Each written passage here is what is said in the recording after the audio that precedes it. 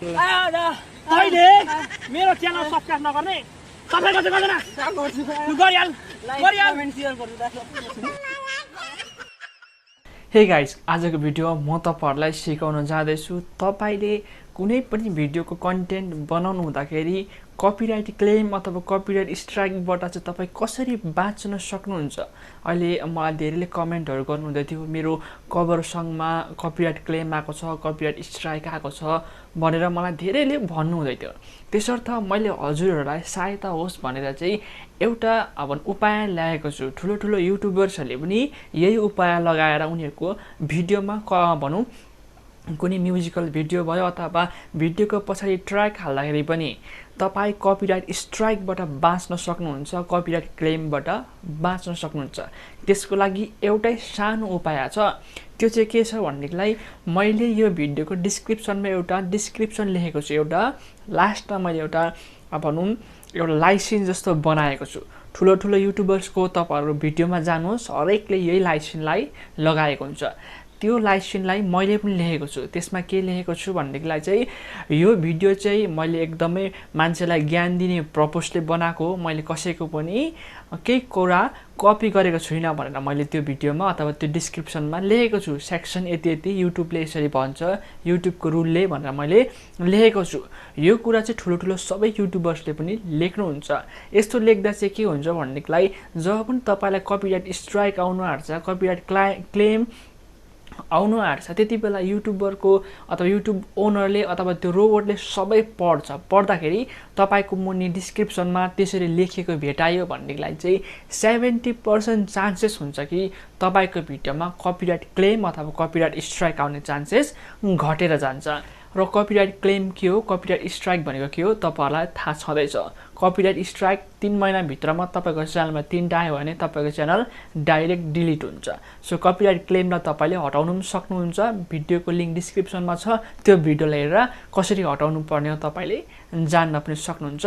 So आजको भिडियोमा मैले भनिहालेँ तपाईलाई मेरो भिडियोको डिस्क्रिप्सन तपाईले कपी गर्नुहोस्। जुनै पनि भिडियोमा तपाईले ब्याकग्राउन्डमा म्युजिक हाल्नुहुन्छ ब्लगमा भयो टेक भिडियोमा भयो अथवा कमेडी भिडियोमा जुनै पनि म्युजिकमा कपिराइट क्लेम कपिराइट स्ट्राइक आउन सक्छ। त्यसर्थ तपाईले त्यो मैले डिस्क्रिप्सनमा लेखेकोलाई तपाईले पनि तपाईको डिस्क्रिप्सनमा लेख्नु भयो भनेदेखिलाई तपाई बाँच्न सक्नुहुन्छ। सो दैट तपाईले मेरो डिस्क्रिप्सनलाई चाहिँ कसरी तपाईको डिस्क्रिप्सनमा चाहिँ कपी गरेर पेस्ट गर्ने भन्ने कुरा म तपाईलाई सिकाउँछु। किनभने तपाईलाई त्यो डिस्क्रिप्सन लेखिबस्नु अल्छी हुन्छ। सो त्यसलाई कपी कसरी गर्नु अनि पेस्ट कसरी गर्नु त्यो पनि म तपाईहरुलाई सिकाउने छु। सो हामी मोबाइलको स्क्रिनमा हामी जाउँ। मैले भनिहालेँ तपाईलाई डिस्क्रिप्सन लेख्नु अल्छी लाग्छ साथै मेरो मात्र नभएर अरु पनि कुनै गीतहरुले मेरो यो कुराहरु डिस्क्रिप्सनमा हाल भनेर भनेको हुन्छ। सो तपाईले अर्काको डिस्क्रिप्सनलाई कसरी कपी गरेर चाहिँ तपाईको भिडियोको डिस्क्रिप्सनमा चाहिँ हाल्न सक्नुहुन्छ भन्ने कुरा म तपाईहरुलाई सिकाउन जाँदैछु। त्यसको लागि तपाईले भिडियोको सेक्सनमा जानुहोस्। म मेरै भिडियोको डिस्क्रिप्सनलाई तपाईहरुलाई गरेर देखाउँदै छु। जब तपाईले कुनै पनि युट्युब भिडियोलाई यसरी खोल्नु हुँदाखेरि चाहिँ के हुन्छ भन्नेलाई चाहिँ तपाईले यसरी डाइरेक्ट यो डिस्क्रिप्सनलाई यसरी एड गरेर यसरी थिची बस्दाखेरि तपाईको कपी गर्ने अप्सनहरु केही पनि आउँदैन। सो त्यसको लागि तपाईले अब यसरी थिच्दाखेरि कपी गर्ने अथवा पेस्ट गर्ने के अप्सन नआउँदाखेरि तपाईले के गर्नुस् भन्नेलाई यो शेयरको अप्सन हुन्छ तपाईहरुलाई याद छ यो शेयरको अप्सन गरेर लिंकलाई तपाईले कपी गर्नुहोस्।